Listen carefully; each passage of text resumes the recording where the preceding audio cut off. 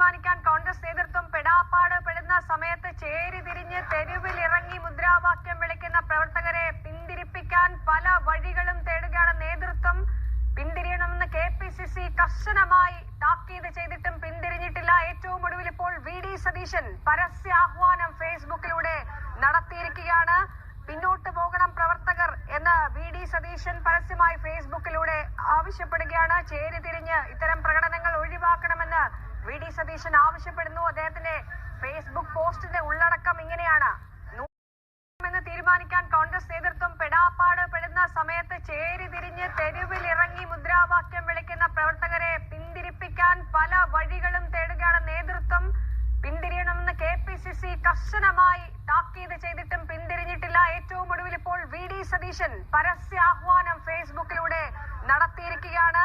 പിന്നോട്ട് പോകണം പ്രവർത്തകർ എന്ന് VD സതീശൻ പരസ്യമായി ഫേസ്ബുക്കിലൂടെ ആവശ്യപ്പെടുകയാണ്. ചേരിതിരിഞ്ഞ്